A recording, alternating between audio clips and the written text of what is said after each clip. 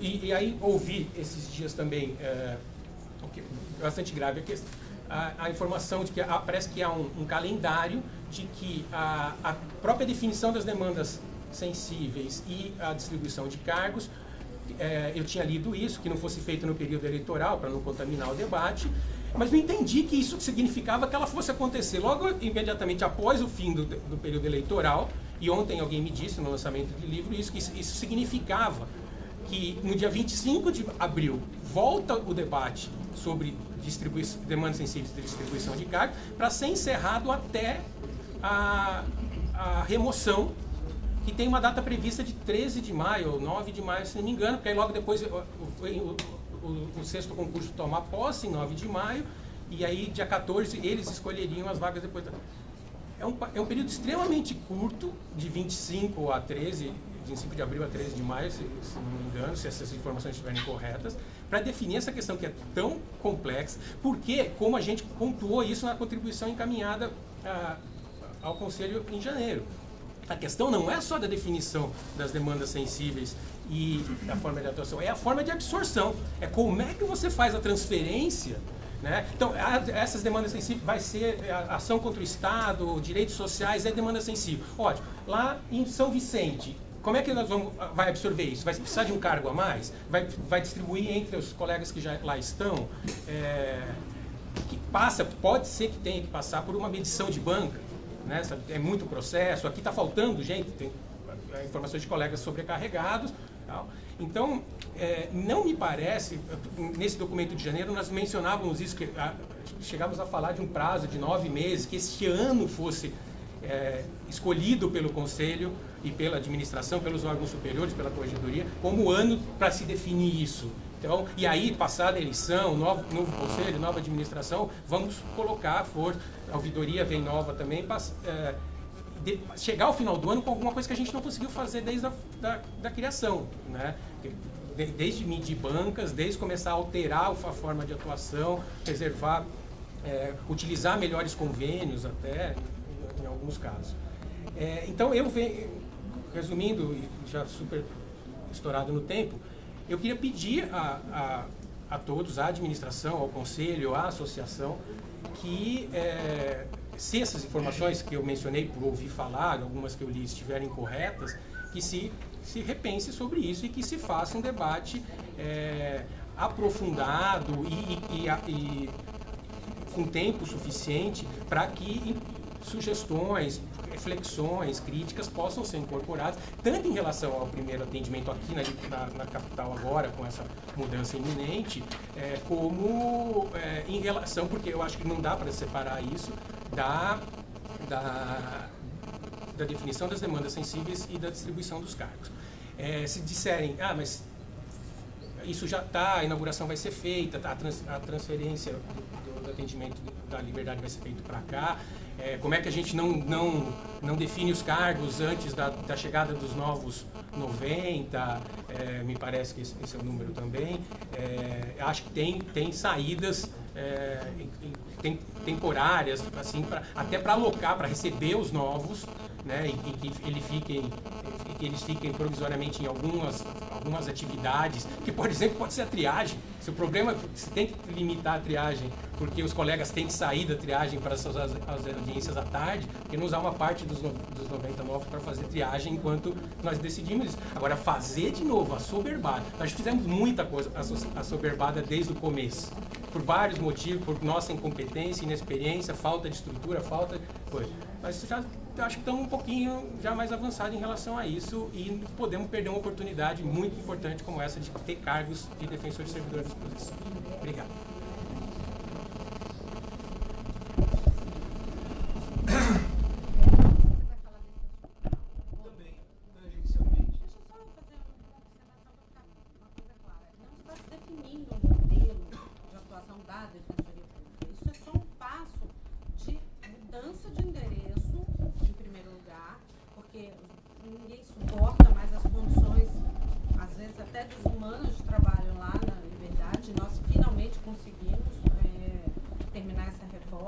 Claro que precisamos ocupar esse espaço, porque estão pagando, inclusive, enfim, com uma uma melhora na qualidade do atendimento. Isso tudo, evidentemente, que vai ser discutido aqui no Conselho. É claro, por hora, nós estamos transferindo o atendimento com a peculiaridade de termos o teleagendamento, que não é o teleatendimento, porque o teleatendimento é um atendimento da usuário da Defensoria Pública por telemarketing, a gente não quer isso, é só um teleagendamento.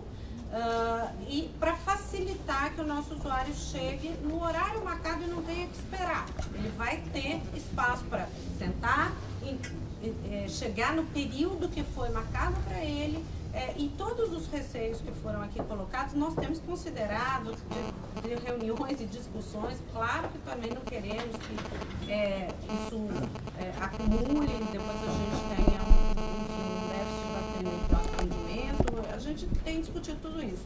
Mas depois vou passar para as suas defensoras falarem um pouquinho, se quiserem, a gente pode continuar aqui e depois fazer um debate.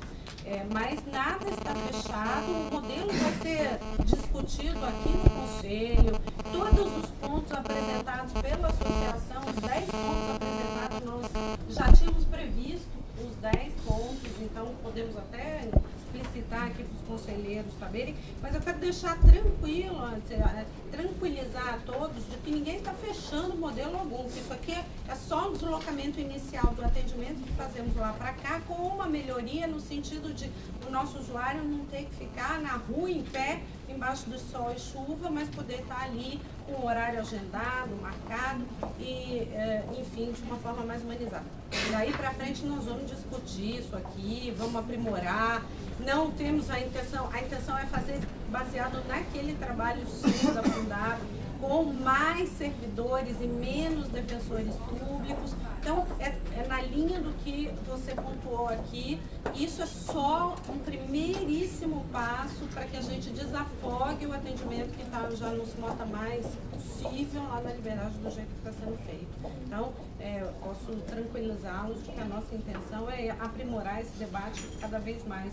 Em relação ao calendário, de fato, a nossa proposta aqui foi que nós concentrássemos a discussão para depois do período eleitoral, para o bem da Defensoria Pública. Ninguém aqui quer que um assunto tão importante como esse seja discutido no momento eleitoral e que a preocupação não seja exclusivamente o bom atendimento em prol do usuário da Defensoria.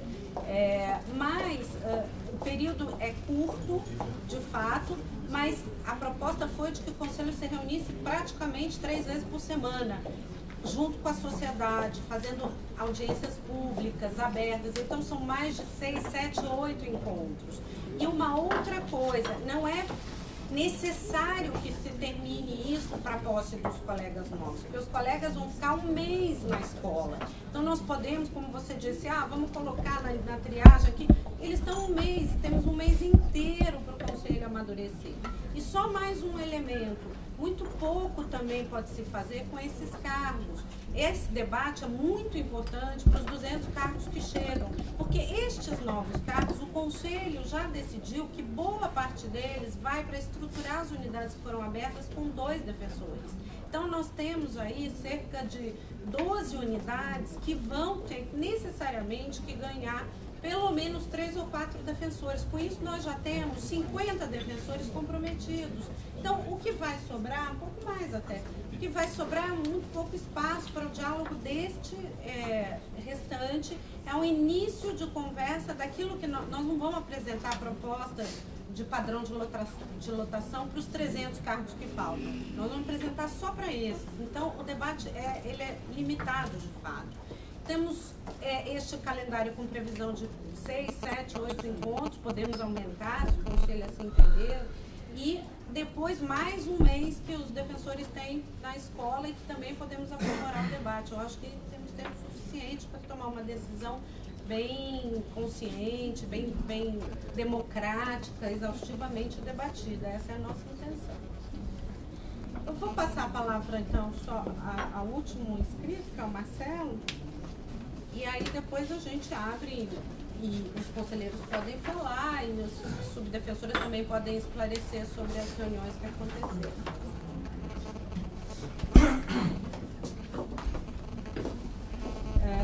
Marcelo, pode falar.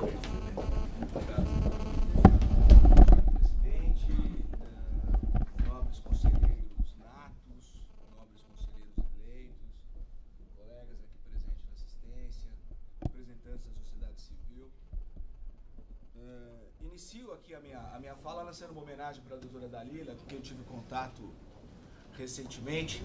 Posso testemunhar que é uma lutadora, uma pessoa que faz um trabalho diferenciado na cidade de Guarulhos.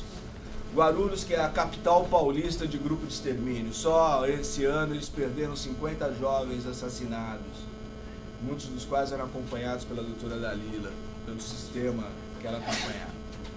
Já recebeu ameaça de morte e que tem um grupo de extermínio que até hoje não foi alcançado aí pela investigação das forças policiais, pelo Ministério Público, onde eles matam para saber se a pessoa vai cair do lado esquerdo ou do lado direito. É lá que a gente tem esse setor, então eu reitero a necessidade de que esse problema seja visto sempre com bons olhos, porque faz uma atuação muito boa no setor que precisa de muita atenção, de muita gente boa, de muita dedicação, precisa de militância. Não dá para ter uma visão burocrática do que acontece naquela cidade. Pois bem, feita essa pequena observação, essa introdução, eu venho aqui para discorrer sobre um assunto que foi levado à carreira por intermédio de um comunicado da APADEP a respeito de uma reunião ocorrida no dia 24 último, e esse comunicado assinado por um dos diretores, salvo engano, o colega Bruno Napolitano. E o que eu vou comentar aqui, como eu não estive presente nessa reunião do dia 24, é com base nessas informações que foram transmitidas pelo relatório. Creio eu que as informações são verídicas, que eles retratam o que a dinâmica da reunião e do encontro que teve no dia 24. Pois bem, a primeira observação que eu faço é que eu parabenizo a atuação dos representantes da administração quando reiteraram que no setor de atendimento haverá salas para ouvidoria. Eu acho que a administração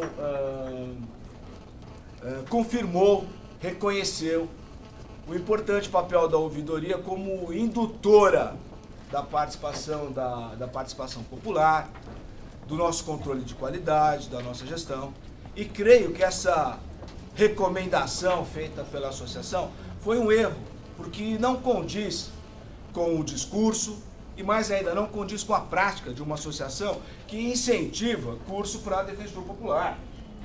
Então, acho que foi um equívoco, um fato isolado, e creio que a associação talvez não representa o histórico de atuação da nossa associação, dos nossos diretores, a quem conhecemos pessoalmente, eu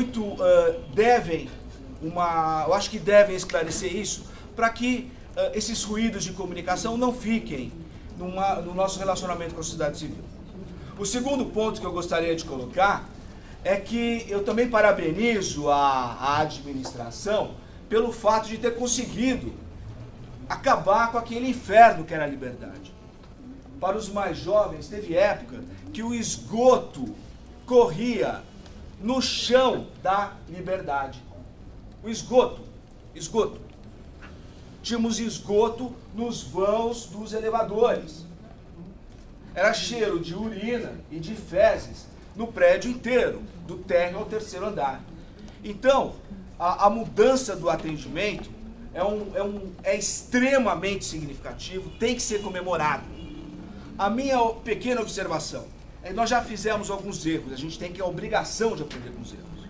Tivemos alguns problemas com a mudança de prédio. Em Santo André, ligamos agora o ar-condicionado, a climatização, sobrecarregou a rede. Ou seja, coisa que é natural quando você vai para um prédio. Só que, nesse caso, como a gente está tratando de um setor tão nevrálgico, os pequenos riscos, se acontecerem, vão produzir impactos tremendos na nossa atividade.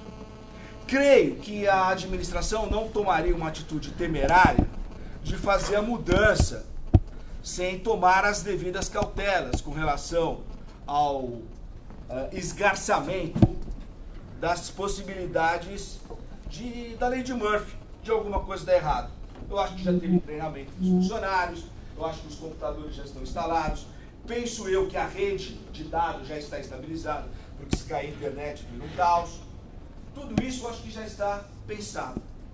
Pois bem, ainda voltando ao comunicado, Eu creio que foram feitas algumas observações, muitas das quais bem respondidas na ocasião. Ficou uma questão no ar com relação ao primeiro atendimento, a possibilidade de mudança de script, o que me pareceu estranho, porque eu já fiz script em diversas situações, nós já tinha trabalhado com isso, é uma coisa relativamente simples, tem um interesse público, é mutável, mas eu acho que é uma questão de conversar, que isso pode ser esclarecido. Mas a minha grande dificuldade foi, melhor dizendo, a minha grande perplexidade foi sobre o que não foi indagado pela PADEP e a associação. O que não foi indagado. Essa ausência de um questionamento. Aliás, questionaram sobre a avaliação financeira. Com esse modelo, nós teremos o retrabalho de fazer 3 vezes uma reavaliação financeira. A preocupação que teve com a reavaliação financeira tinha que ter com a qualidade do atendimento do cidadão, que não foi externado nesse comunicado. E que eu acho que ficou um vácuo, que também não foi preenchido adequadamente pela administração. Digo isso porque o teleagendamento, com base nesse 0800, é um fator importante.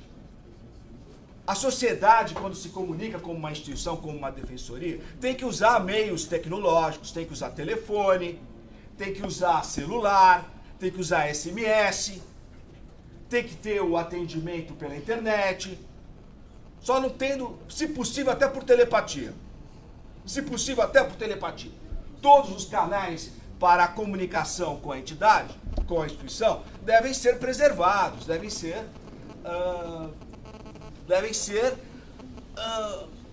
sei lá, estimulados. E aí nós temos o 0800. E que experiência nós temos com esse 0800 em Campinas? Que experiência nós temos com esse 0800 em Guarulhos? Em primeiro lugar, como bem disse a doutora Daniela, não é um teleatendimento. Porque quando nós discutimos o teleatendimento, quando foi dada a cobertura de tecnologia para o processo de trabalho que foi construído pelo Daniel Anenberg, na nossa proposta, os atendentes eram formados em direito. E o objetivo seria muito maior. Aqui o escopo é reduzido, é só o agendamento. E quando nós pensamos no agendamento, nós vamos tratar de pessoas também limitadas. Que às vezes o pessoal que vai trabalhar no telemarketing é complicado, é um trabalho de deixar louco qualquer um. E as pessoas é robotizado, aliena. E o nosso assistido, às vezes, quantas vezes nós não chegamos no atendimento, aí a pessoa tira aquele saquinho de plástico cheio de documento, que a gente demora 10, 15 minutos para entender o que o sujeito está falando. Imaginem isso pelo telefone. E mais, um colega, eu não vou dizer o nome, porque senão eu vou achar que eu estou mentindo, mas é verdade, é aquela coincidência que é verdade, atendeu. No dia de ontem, uma senhora que foi na unidade, não para conseguir qualquer informação, não para conseguir qualquer orientação ou para propor ação, pura e simplesmente para usar o telefone para entrar em contato com uma prestadora de serviço, porque ela não tinha telefone. Nós atendemos pessoas que não têm endereço. Olha, eu moro na rua tal, como pede o judiciário para conceder fiança ou liberdade provisória. Ali é comunidade tal. Então nós temos uma experiência do 0800 que é importante, que tem suas limitações, mas que foi erigido a condição de única porta de entrada do assistido com a Defensoria Pública. Com a devida vênia, isso é um absurdo. Isso é um assinte. Isso é um crime de lesa instituição. Se for colocado como única porta, a sociedade paulista terá saudades do tempo em que a triagem era feita pela Ordem dos Advogados do Brasil. Isso é um absurdo. Tentei ligar para o 0800 de Guarulhos ontem mais de 10 vezes. Seria trágico se não fosse cômico a gente colocar o celular aqui no Viva Voz, no microfone, e ficar o pé, 20, 25 minutos. O serviço é falho? Tudo bem. O serviço é limitado? Tudo bem. Agora, colocá-lo como única porta de entrada, data vênia, isso tem que ser revisto. Isso não condiz com todo o trabalho que foi feito nesses 8 anos por todos os colegas dos diferentes grupos políticos. Nós dedicamos aí, 1/20 da nossa vida na construção dessa carreira. Não é isso que a doutora Franciane faz, que a doutora Daniela, que o meu colega, que os colegas da PADEP. Gente, temos que voltar à realidade. E mais ainda, além de ser colocado como única porta de entrada, é a única porta de entrada para os casos emergenciais. 75 para emergência. Morreu, acabou. Em Brasília, eles atendem de madrugada. No Rio de Janeiro, de madrugada. Aqui nós temos que abrir um serviço, um plantão nosso de madrugada no final de semana, inclusive para induzir o Judiciário e o Ministério Público a fazerem o mesmo. Nós somos a vanguarda do movimento de acesso à justiça, de democratização. E estamos andando para trás. Então, eu peço, suplico, imploro que o Conselho, que a segunda sub, basicamente o assunto já está com a segunda sub, mas eu acho que tem um valor institucional muito grande. Repensem essa situação. Repensem isso. Porque não pode ser colocado como única porta de entrada. Tem que ser uma entrada híbrida. Eu acho que foi uma falha. A situação pode ser revista. É um risco pequeno, mas as consequências seriam danosas, absurdas. E não condiz com a biografia de ninguém que está aqui, gente. Ninguém que está aqui.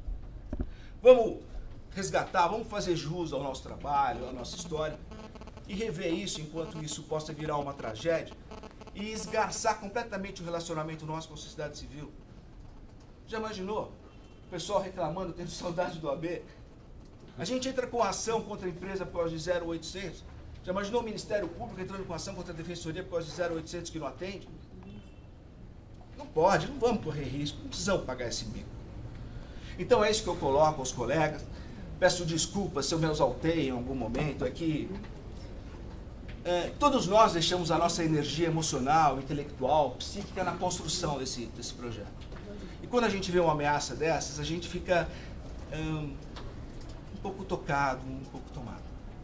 O primeiro júri que eu fiz na Defensoria foi com a doutora Daniela, há quantos anos atrás, dividimos sala durante anos e anos.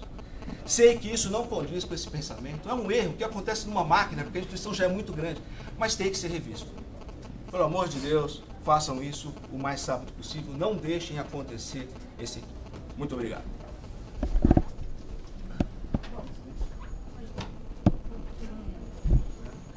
Luciana, já foi, né? Sua fala estava em último lugar. Mais alguém?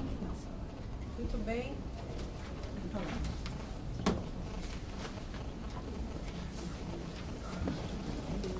Encerrado o momento aberto, eu faço a manifestação dos conselheiros. Já temos inscrita a doutora Denise Apadep. Então, Denise, com a palavra. Tá? Então, Denise, Juliana, Apadep e Luciana.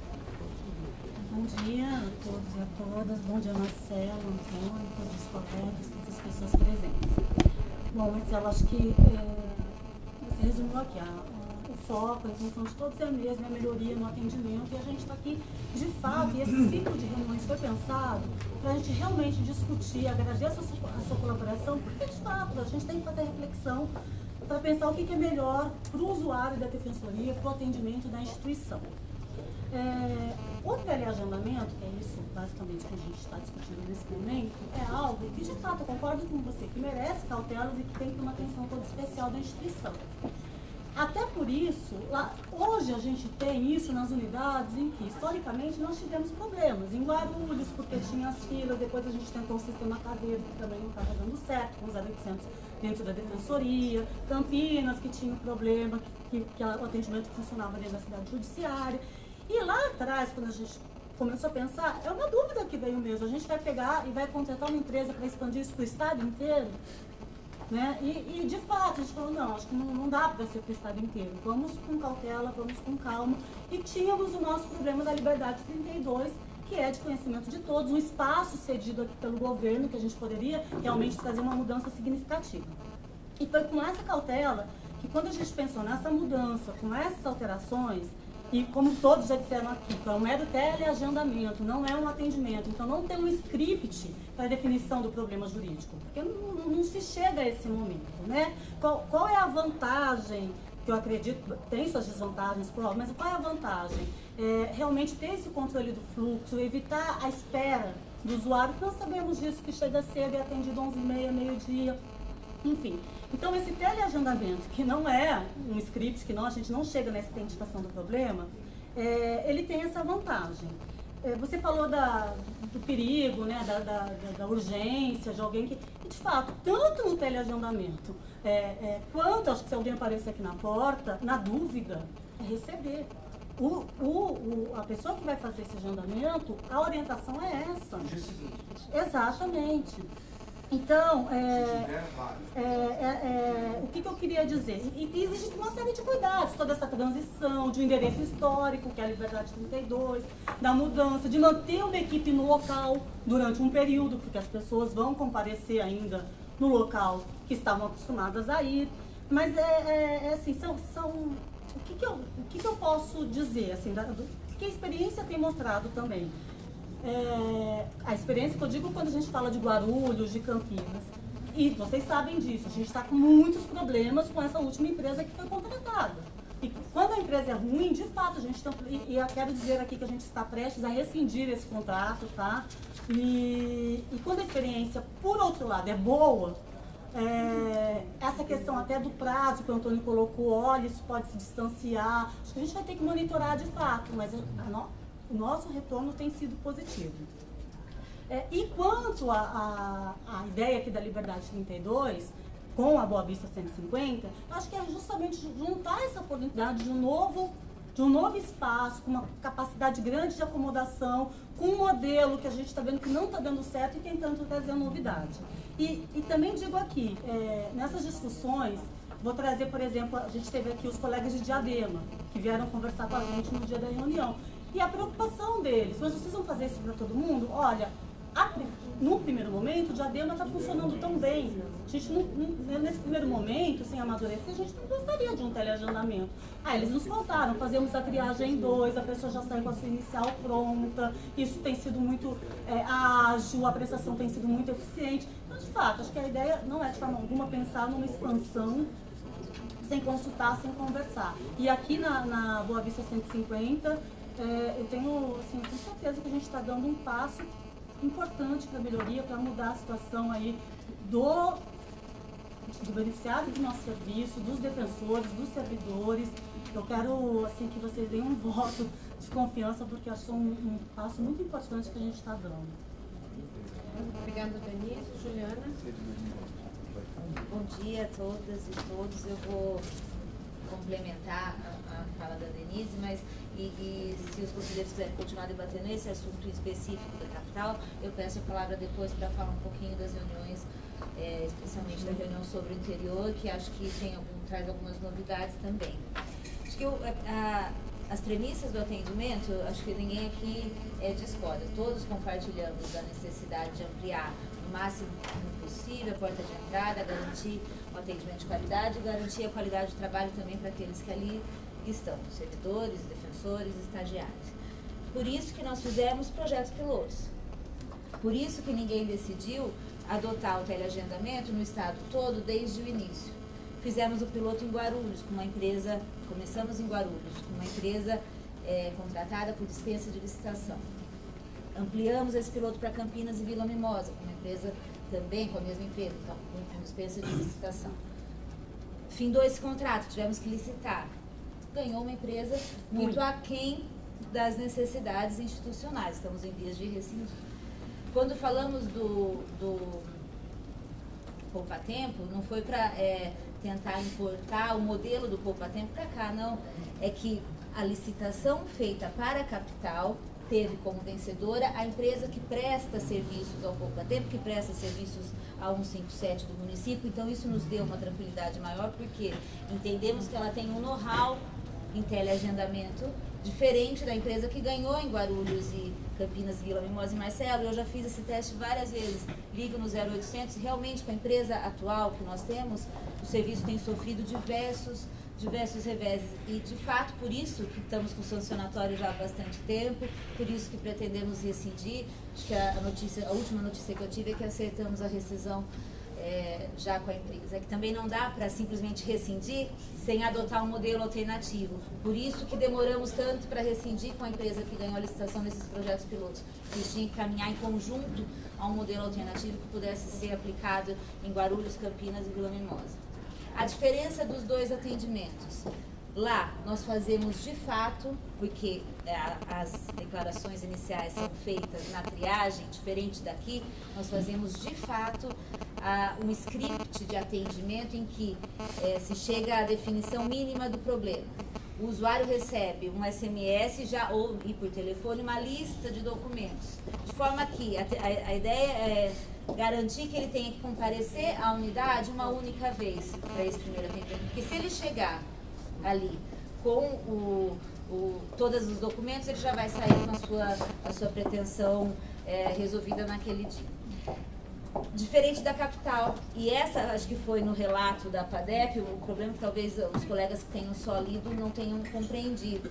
Quando se fala de que o script não pode ser alterado, é porque a nossa proposta não contemplava essa definição de problema para o agendamento da capital. Porque aí sim achamos que no volume de atendimento, e tendo em vista que estamos fazendo aos poucos para evitar um problema, é que isso não fosse feito neste momento com teleagendamento. Por isso que aqui será, em princípio, só um teleagendamento. Onde está o grande avanço daqui, que nós não conseguimos na época colocar em Campinas, Vila Mimosa e Guarulhos? A empresa usará o nosso sistema, de forma que todos utilizam a agenda do DOL, do Defensoria Online. Então não é verdade que aqui o 0800 será a única porta de entrada. Ao contrário, esse foi o grande avanço daqui. Todos, desde o coordenador do atendimento, desde a subdefensoria, desde o teleatendente, qualquer um pode ingressar nessa agenda e fazer o agendamento. Ela permite que várias pessoas a utilizem simultaneamente. É uma agenda nova, do sistema novo. Vai ter atendimento presencial? Veja, exato, ele pode chegar. Ou vamos imaginar que a gente tem diversas hipóteses, né, Marcelo? O atendimento urgente, nem lá, que acho que talvez seja essa a sua pergunta, nem lá nos pilotos, nem aqui é agendado. Não. Ele não é agendado. O que há é a orientação, compareça na unidade X. Em Campinas, Vila Mimosa e Guarulhos já é assim, aqui também será. A diferença, quando a pessoa diz posso comparecer no dia seguinte, porque não esqueçam que o teleagendamento funciona nas unidades pilotos até às 8 da noite. Então é evidente, tem hipótese em que ela não pode mesmo comparecer, a unidade já fechou. Será no dia seguinte. Nós ainda não temos o atendimento exato. Então, pode acontecer de ser no dia seguinte. O que não é um agendamento, ele pode chegar direto na unidade. A diferença é que, havendo ligado, a unidade recebe um rol de pessoas que já telefonaram, que você já pode prever que comparecerão. É muito mais para uma organização da unidade do que para evitar o comparecimento espontâneo. Mas voltando, não no caso urgente, o fato da agenda permitir que várias pessoas a utilizem simultaneamente, inclusive o teleagendamento, nos dá uma flexibilidade imensa. A gente pode pensar desde o agendamento a ser feito na unidade próxima em que a pessoa compareceu por equívoco, porque isso acontece com frequência, é um problema tratado aqui na capital de forma bastante recorrente. Então ao invés de comparecer na Liberdade, eu fui em São Miguel Paulista, que era a unidade mais perto.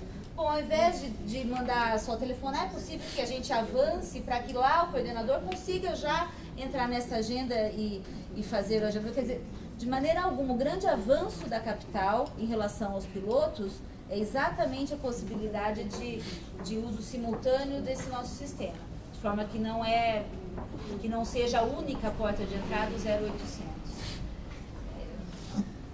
Eu vou rapidamente sobre as senhas, porque acho que o colega Antônio e o colega Marcelo, os dois citaram, sim, a média de atendimento na capital é 500. E o nosso número inicial pensado, 500. Neste momento de transição, haverá uma equipe de atendimento também na Liberdade 32, para garantir este fluxo entre Liberdade e Volta 650. Por isso, como nós estimamos que haverá comparecimento espontâneo de parcela da população, a redução, e foi dito isso na reunião, no primeiro mês, para este número de 400, para que a gente avalie quando esse comparecimento espontâneo diminui, quanto não diminui, para poder montar um número final de agenda. Tá?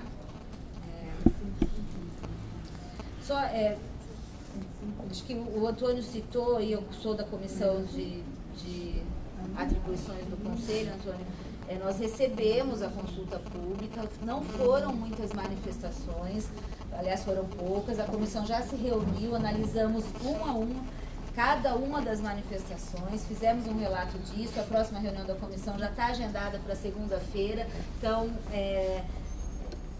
tudo que foi tratado na consulta pública, e ela versou especificamente sobre os temas chamados sensíveis, ou as ações que nós prioritariamente não delegaríamos, isso não foi deixado de lado. Nós estamos à próxima reunião em segunda-feira, e a estimativa é sim, que isso se apresente em conjunto com a discussão de cargos, ou pelo menos dessa parcela de cargos que pode existir para reforço. Porque a grande maioria, como disse a Daniela, se o Conselho não alterar as diretrizes fixadas no último processo de expansão, a grande maioria dos cargos já está um pouco comprometida. Tá? Então, não vejo, acho que a gente não deixou isso de lado. Acho que é isso, né? Eu não sei se eu atendi, se eu consegui contemplar tudo que foi dito, mas qualquer coisa eu peço a palavra novamente. Obrigada. Ok. A PADEP. Bom dia a todos. De responder de pronto, meu amigo Marcelão citou a associação e primeiro saudar pela sua coragem de vir aqui público e manifestar sua opinião, de ponto dizer que discordo completamente dela. Seria um pouco ingênuo achar que a associação, com todo o seu histórico de participação, aliança e construção estratégica com a sociedade civil, estaria se voltando contra a sociedade civil por contestar ou, na verdade, não aceitar a presença da ouvidoria numa sala específica da ouvidoria durante o atendimento na Liberdade 150. Seria muito risível, fechar e encerrar toda a nossa visão de sociedade, dizendo que não concordamos com a sociedade civil, ou que teríamos uma política de confrontação com a sociedade civil por conta da nossa, digamos assim, insatisfação com esse projeto de colocar a ouvidoria, uma sala específica para a ouvidoria na ala de atendimento. Como você bem citou, em alguns pontos só, temos um longo histórico de participação, de construção e de incentivo da participação da sociedade civil. Mas também seria, eu acho que é ingênuo da sua parte, achar que a ouvidoria é a sociedade civil. Eu acho que não sou um cientista social, não sou apenas um operador de direito, mas acho que há uma distinção conceitual muito clara. A ouvidoria é um órgão importante, um órgão que a PADEP apoia, mas é um órgão da burocracia do Estado. É um órgão que tem um papel muito claro na nossa lei, que é de participação na gestão e de fiscalização. São essas duas metas que a nossa lei coloca para a ouvidoria. Uma coisa é a sociedade civil, uma coisa é o movimento social, uma coisa é a população. Uma outra coisa é um desses instrumentos que a população, a sociedade civil, os movimentos têm de participação na Defensoria Pública. Inclusive, esse é um dos grandes pontos de divergência que a associação tem com a atual gestão, com a atual ouvidora geral, é de ela, em determinado momento, nossa visão, se invocar como sociedade civil. Mas não é, e essa não é a nossa visão. E por que a PADEP não concorda com a presença da ouvidoria, de uma sala específica da ouvidoria? Por justamente nesse papel que ela tem de fiscalização, isso significa que há, antes da atuação do defensor público, uma suposição de que o defensor público merece fiscalização.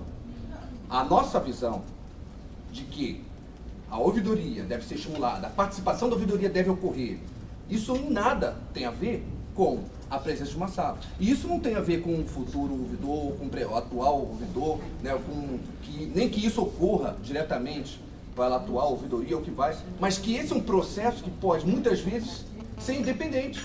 Vamos lembrar, e uma das suas características que eu mais gosto é de gostar da história, é o processo que ocorreu na União Soviética, onde o partido começou a dizer que ele era o proletariado, ao ponto de, em todo órgão, em todo setor, existia um comissário que se dizia representante do proletariado, né, mas que na verdade era simplesmente representante da burocracia e do stalinismo.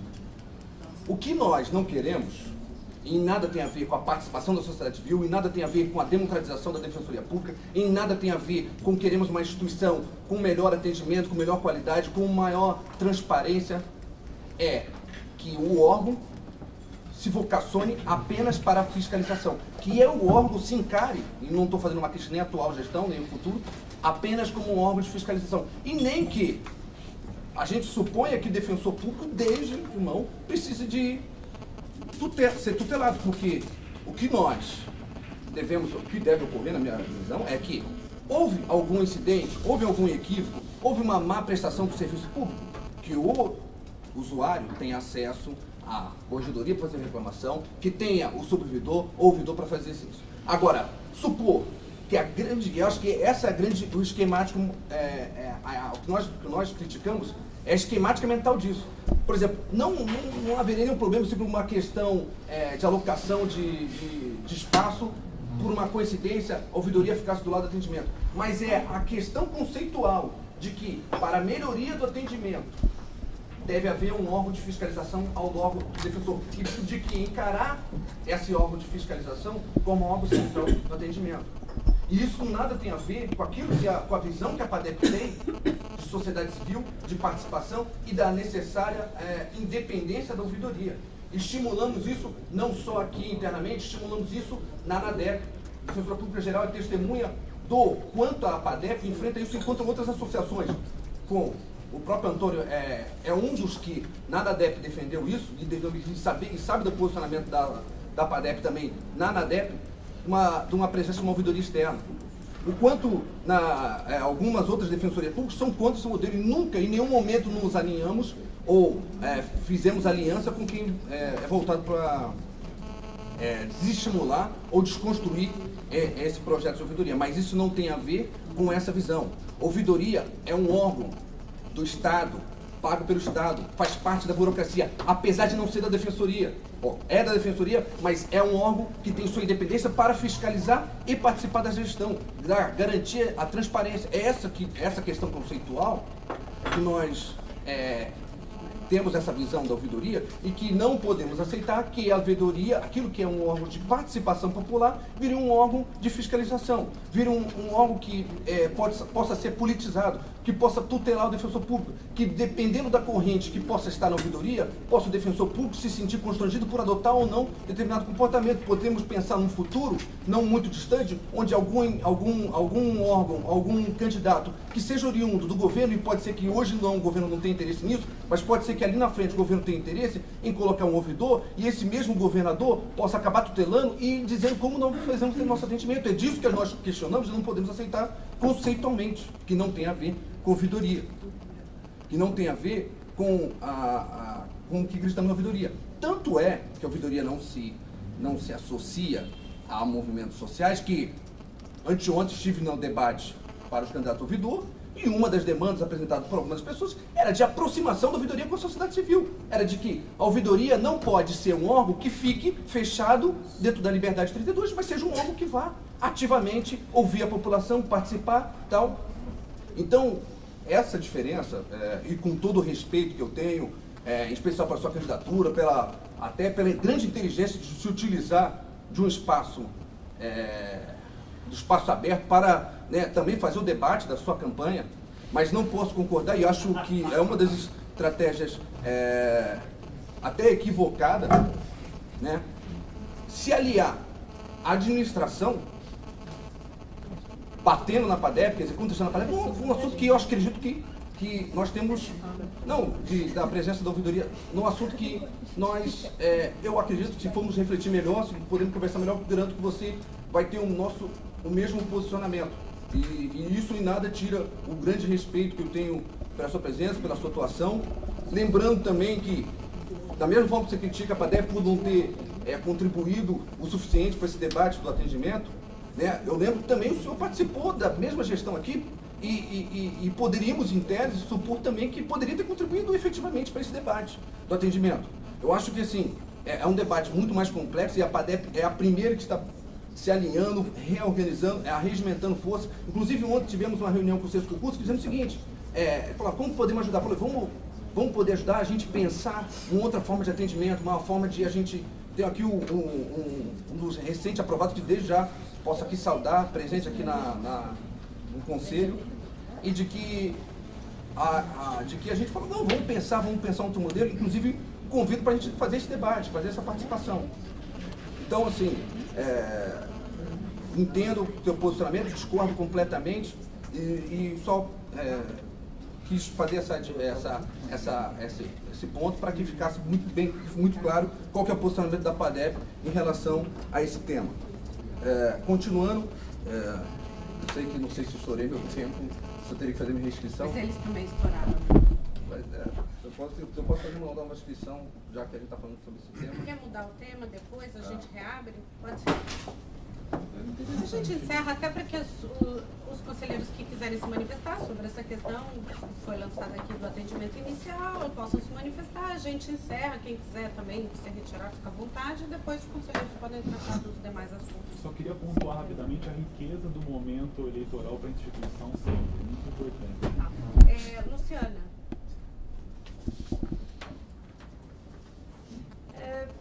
Com relação à fala da PADEP, acho que a minha resposta é apenas que esse pedido de que a ouvidoria não esteja presente no atendimento é muito coerente com a posição que tem sido assumida com relação à ouvidoria por essa diretoria. Não me espanta, não me assusta e não se alinha minimamente com a perspectiva de vanguarda que tem se dado ao entendimento do que é essa ouvidoria, que serve de paradigma independente da sua gestão, para todas as ouvidorias externas que estão aí colocadas e compreendidas de norte a sul como representantes da sociedade civil, seja por estudiosos de gestão pública, de direitos humanos, de militantes ou mesmo institucionalmente. Não me surpreende, só reitera a minha compreensão do equívoco e do distanciamento de perspectiva dos princípios que devem reger a administração pública. E fico, claro, acho que inteiramente à disposição, assim como os conselheiros da ouvidoria aqui presentes, para travar esse debate, seja com a associação, seja com o conselho, ou com quem quer que seja, por mais curioso que me pareça, a essa altura, a gente ter que retomar princípios tão basilares que deram origem a esse modelo e a essa instituição. Mas acho que o debate é sempre produtivo e, se ele se faz necessário, vamos a ele. Com relação ao apontamento do que aconteceu na audiência pública, a nossa perspectiva é completamente outra. Essa audiência pública vai estar provavelmente hoje à tarde, já inteira, na íntegra, no canal do YouTube da ouvidoria. A resposta dada a uma indagação de como aproximar a ouvidoria, a resposta veio que antes é necessário aproximar a defensoria. Ou seja, todos ali se comprometiam com uma preocupação de como é que a gente torna esse serviço na sua completude algo mais difundido por todo o Estado, e acho que isso é bem-vindo para qualquer esfera pública. Foi um momento muito rico, com 5 candidatos absolutamente alinhados com os princípios que conduziram, seja essa gestão, seja esse modelo. Acho que os presentes podem confirmar da importância daquele momento, que deveria ser celebrado e não distorcido para um uso tão empobrecedor daquele momento. Lamento profundamente que seja dessa forma. Bom, eu vou querer tocar em outros assuntos, eu não sei se a gente vai... Eu queria falar sobre a triagem. Eu também queria falar sobre isso ainda. Então, ainda está aberto o assunto atendimento Perfeito. inicial. Eu queria, só um pouco antes disso, do atendimento inicial, para que não se perca, me somar, eu sei que, independente da análise do caso concreto posterior da Asbrad, compartilhar, eu já trouxe algumas vezes a questão dos convênios ao Conselho, e trazer mesmo, a gente está aqui nesse caso específico falando de violência sexual, de tráfico de seres humanos ou de moradia. O tema dos convênios também surgiu na audiência pública com os candidatos à ouvidoria, isso foi um tema trazido durante os debates. Mas trazer com vocês, assim, qual é a nossa principal preocupação com relação a isso? A gente está falando, no caso das Asbrad, de 5 mil processos, para advogados que não têm prazo em dobro, que não recebem os autos. É uma preocupação estrutural que eu acho que se a gente pudesse analisar isso com cuidado, a ouvidoria também se coloca à disposição para trazer um acumulado do que tem de demandas nessa questão para que a gente possa repensar esse modelo. E agora entrando especificamente na questão da mudança, do teleagendamento, primeiro, assim, trazer a devolutiva, como foi colocado na mesma perspectiva das reuniões dos presos provisórios, trazer que para aquela realmente houve uma participação da sociedade civil, a ouvidoria esteve presente durante todo esse processo. Eu não havia compreendido que a magnitude dessa reunião, que foi inclusive o comunicado chegou só para os defensores públicos, eu não havia assinado